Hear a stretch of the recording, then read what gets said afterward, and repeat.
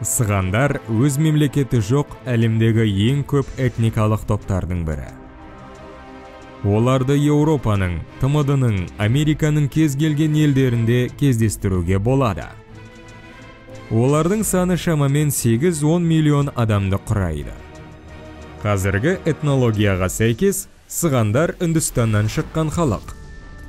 Бұл сыған тілінің сипаттамаларында негізделген. Ол әлі күнге дейін жаңа үнді диалектеріне айтарлықтай ұқсас. Сонымен қатар, әдеттегі үнділермен белгілі бір ұқсастық сығандардың пайда болуында да байқалады. Әрине, бүкіл әлем бойынша шашырау сығандар із қалдырмады. Біріншіден, тіл өзгерді. Ол грек тіліне қатты әсер еткен деп саналады. Бұл сығандар Византия аумағында ұзақ уақыт өмір сүріп көшіп келгендіктен болды. Сонымен қатар, олар Еуразия аумағында жүріп келе жатқанда жергілікті тұрғындармен араласпау мүмкін болмады. Сондықтан физикалық түрі де айтарлықтай өзгерді. Неліктен Үндістаннан кетті? Біздің дәуіріміздің бірінші және екінші мыңжылдықтарының басында индуизмді мойындаған үнді еуропалық, үнді арийлік халықтар тұратын Үндістан территориясы мұсылман жаулап алушыларының қысымына ұшырай бастады.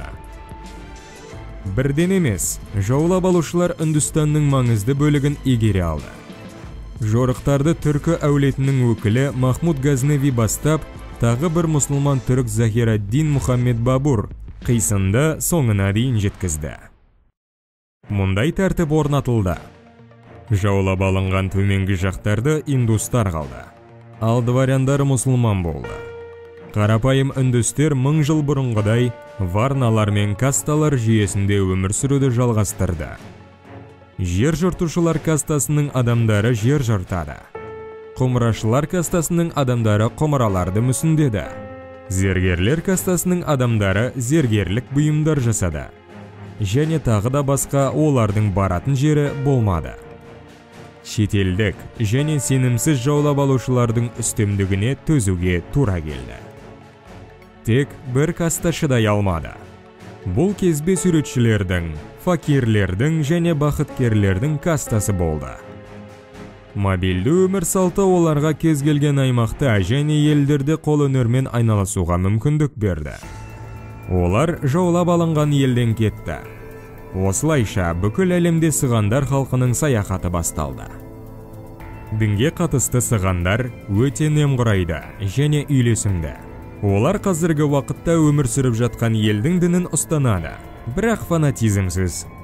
Өйткені сығандардың ұлттық қолөнерінің бірі төлдеу мен сүюді бірде-бір конфессия мақұлдамайды. Шіркеу өміріне байыпты қатысу бұл іс-әрекетке кедергі болар еді. Бірақ сығандар ата-баба дәстүрлерін қасиетті сақтайды. Сондықтан олар үшін тағдыр мен шіркеу арасындағы таңдау қажет емес. Әлеуметтік тәртіп. Әртүрлі территорияларда болу, елден елге көшу, сығандар мемлекеттің ішкі құрылымына әсер ету әрекеттеріне қарсы тұруға мүмкіндік беретін бір тұтас қауымдастық ұйымын сақтады. Сыған табыр қауымдастықтарының басшылары әдетте сыған барондары деп аталады. Алайда бұл атауды сығандар емес, орыстар ойлап тапқан. Сығандардың шығу тегі құпияда сақталған. Қазір көптеген тарихшылар мен романи біздің дәуіріміздің 5 ғасырында Үндістаннан жаппай кетіп қалды деп ойлайды. Бұл теория қашу исламның таралуымен байланысты деп болжайды. Оны сығандар қауымдастығы діни бостандық туралы өз идеяларын қорғау үшін қабылдамауға тырысты. Сығандар мемлекетсіз адамдар. Ғасырлар бойы қудалау бұл халықты ел аумағында көрінбейтін өмір сүрудің жолын жасауға мәжбүр етті. Көбісі ешқашан төлқұжат алмайды. Медицинаға қол жеткізе алмайды және балаларды мектепке бере алмайды. 1977 жылы сығандардың халықаралық одағы ресми түрде тіркелді. Бүкіл планетада шашыраңғы көшпелі мемлекет. Генетиктердің пікірінше қазіргі сығандардың ата-бабалары 6-10 ғасырда Үндістаннан кетіп Персияға, қазіргі Иран аумағына қоныс аударған. Бір нұсқа бойынша, Үндістанның падишахы 1000 адамды парсы шахына сыйлық ретінде берді. Тарихи мәліметтерге сәйкес олар зергерлер мен музыканттар болған. Сол кезде құнды кәсіптердің өкілдерін сыйға тарту әдеттегідей болған. Онда шамамен 400 жыл тұрып, сығандар батысқа қарай бет алды және көп ұзамай Византияға келді. Византия аумағында олар христиан дінін қабылдады және қоғамның толық мүшелері бола отырып, басқа халықтармен бірге өмір сүрді. Жазбаша деректерге сүйенсек, сығандар әйгілі темір ұстасы болған. Сонымен қатар, олар ат әбзеллерін шығарумен, жылқыларды өсірумен, сонымен қатар жануарларды жаттықтырумен және қойылымдар көрсетумен айналысқан. Бірақ 15 ғасырда Византия империясы құлағаннан кейін сығандар жұмыс іздеп, тамақ іздеп қоныстанған жерлерін тастап, Еуропаның солтүстігі мен батысына көшті.